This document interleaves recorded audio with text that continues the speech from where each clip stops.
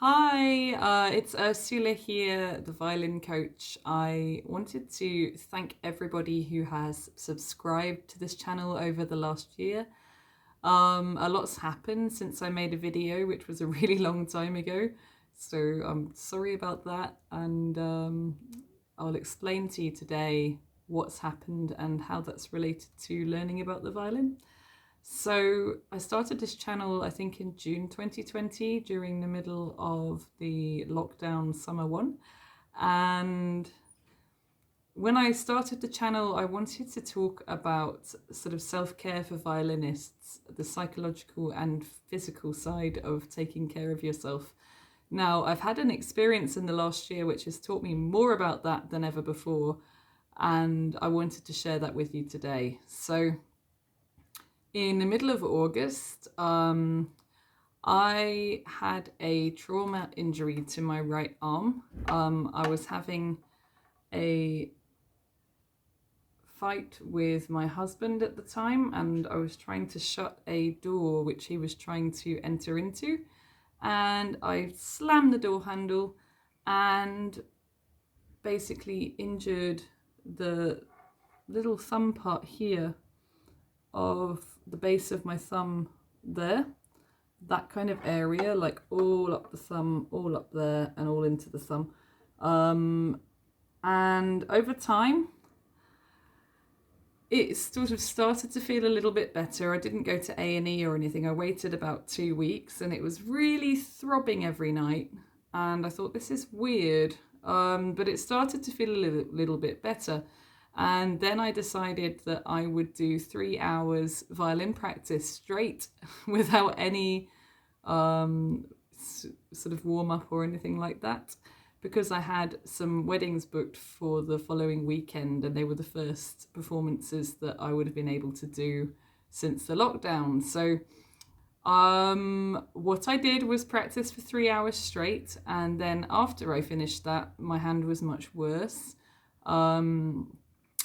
But the whole thing was just throbbing at night time. So I basically sort of went to see the, I spoke to a doctor on the phone as it was COVID, and they didn't really know what it was. And they advised me to do some wrist strengthening exercises. And when I did those, they hurt even more. But that's all they sort of really could diagnose it as. And as time went on, it started to get worse rather than better, and none of the sort of things that the doctor had been prescribing to me over the telephone, as bearing in mind it was still COVID, so it wasn't really seen as a sort of in-person thing, were really working. And I could not play the violin for really very long at all, maybe 5 minutes, 10 minutes. So I actually had to completely stop performing. I didn't think it was really a good idea for me to make any videos for this channel, given the situation that I was in. I thought I really need to heal from this before I continue to make videos about how to take care of yourself as a violinist. And I took a break from performing altogether. So that was August 2020, and here we are now in November 2021. I finally had it diagnosed in August 2021, so 1 year later. I'd already tried to go back to work at that point, and it got much worse. So, I pretty much couldn't even hold my arm up because it hurt the whole right arm.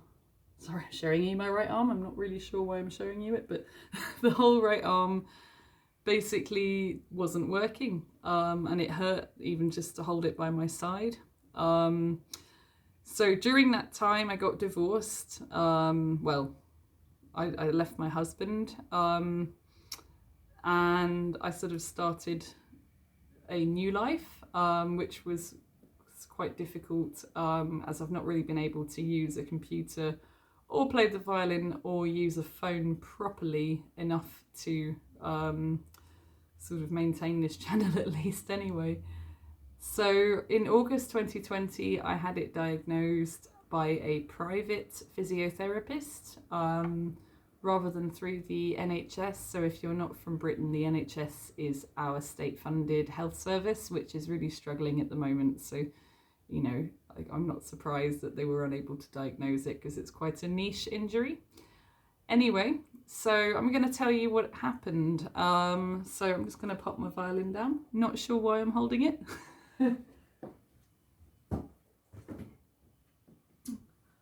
Okay, so basically what the physiotherapist told me was in my bow arm, I had effectively, over time, my bow arm had moved forward.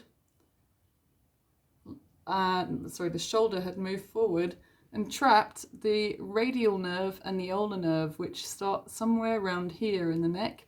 So my shoulder had moved forward, and I've spent the last, well, since August when it was diagnosed, trying to put that shoulder back to where it should be.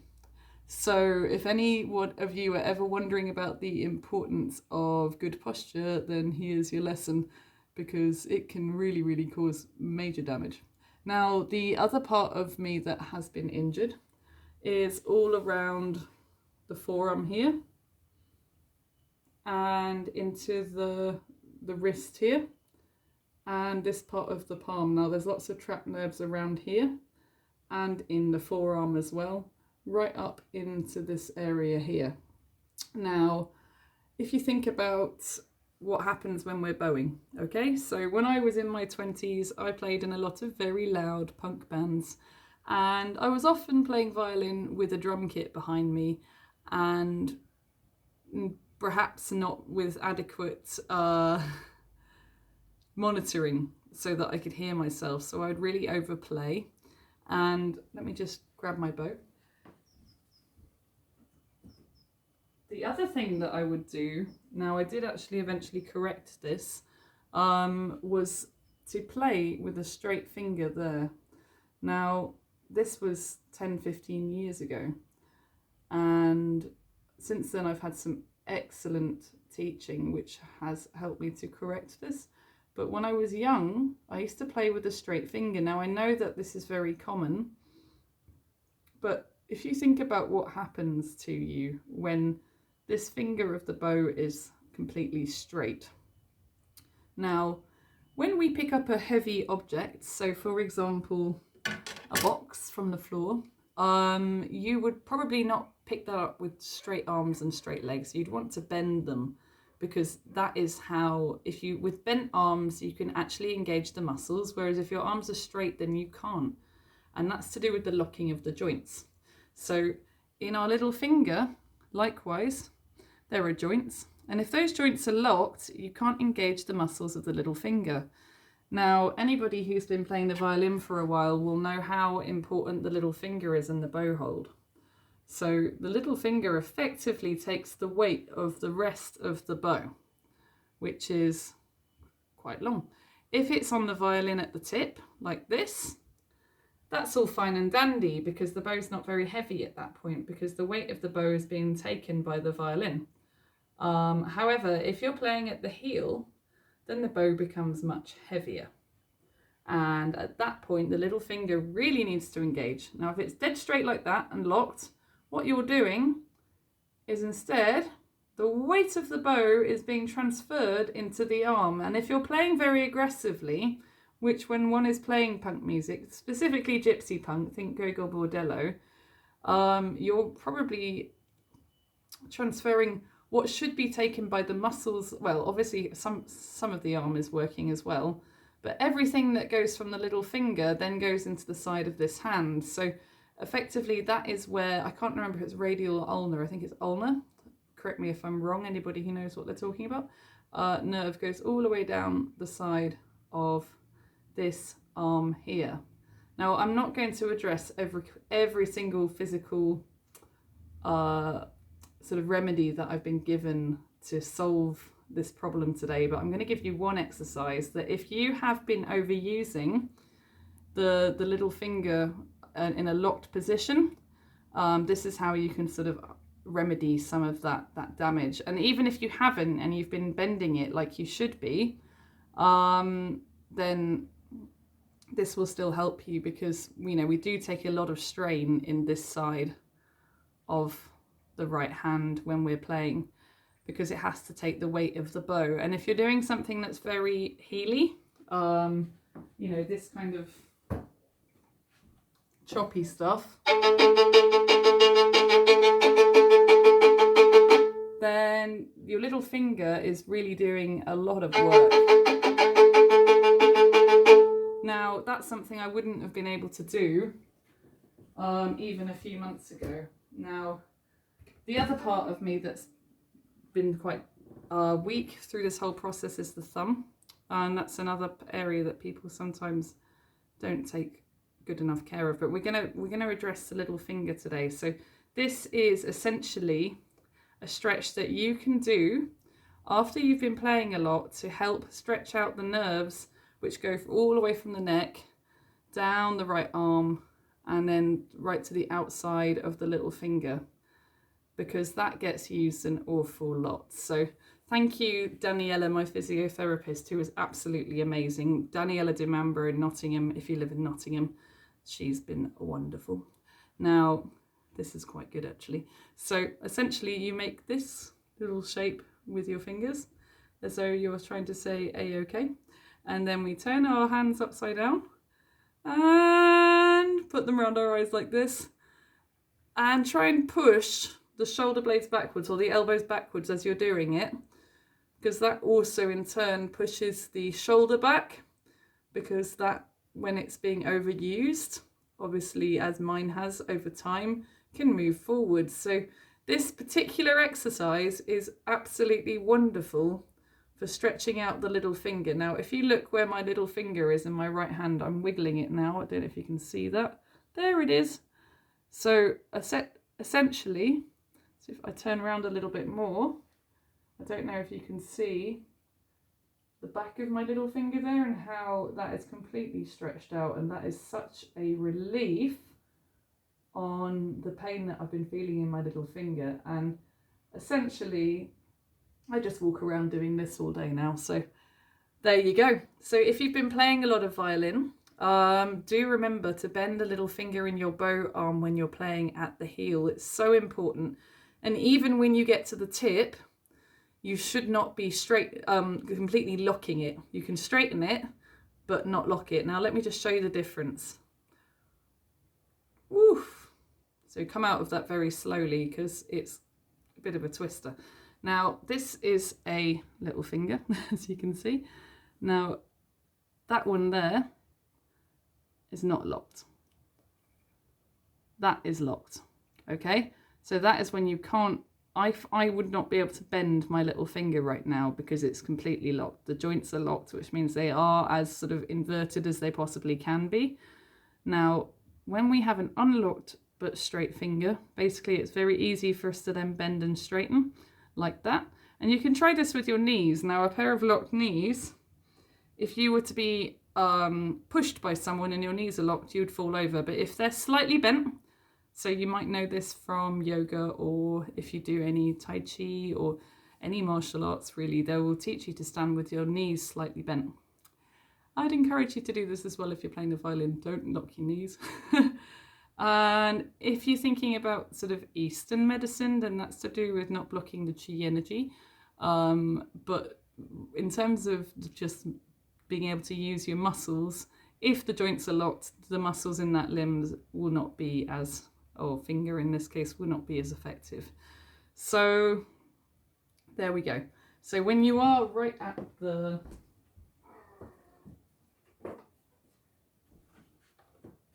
tip,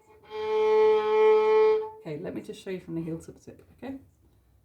So when I'm at the heel, I've got my thumb and my little finger bent, and I've also got my wrist flat, my elbow in the air. I don't want to do that either because that's something I've done in the past and now I have wrist problems. We'll get to that in another video.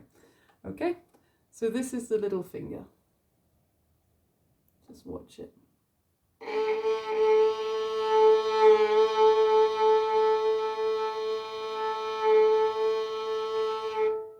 Okay, sorry about that, I've moved. Okay, so now I'm at the tip. My finger is straight, but it's not locked. If it was locked, it would look like that. Now, one of the worst things you can do is play all the time like this. If you're doing that, stop right now. When you get to the heel, it's really gonna hurt. that's going to hurt. And over time, that's going to cause you the kind of problems that I have at the moment from doing that when I was younger. Now, I'm going to show you one more time. Change my angle this time so you can see better, hopefully.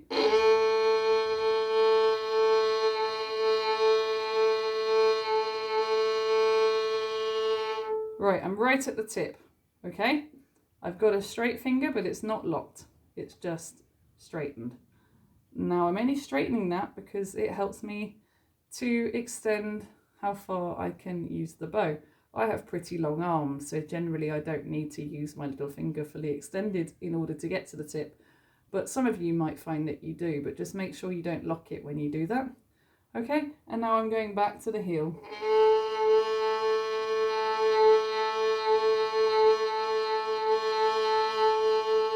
There you go.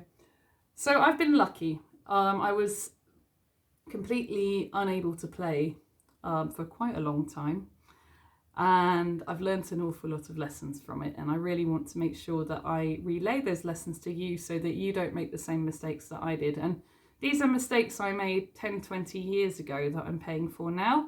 I did correct my technique. I'm 33 now, and when I was about 23, I then studied under a very seriously good violinist, Vladimir Nikolic, who was a Serbian violinist, sadly deceased now, classically trained on Belgrade Conservatoire. Now, he taught me the right technique and how to correct that technique. However, when I was younger, I was using incorrect technique for a very long time.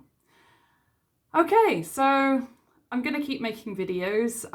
Really thank you to everyone who liked and subscribed over the period that I was not making videos. I'm amazed at how many of you got in touch, and I really appreciate it. And I'm super inspired now to start making more videos to teach you all about self-care for violinists, violin technique, and the psychological side of performing. So thank you very much. If you liked this, give it a like. And if you didn't, give it a dislike, whatever, and subscribe if you want to stay in touch with me, and I'll make more videos now more frequently.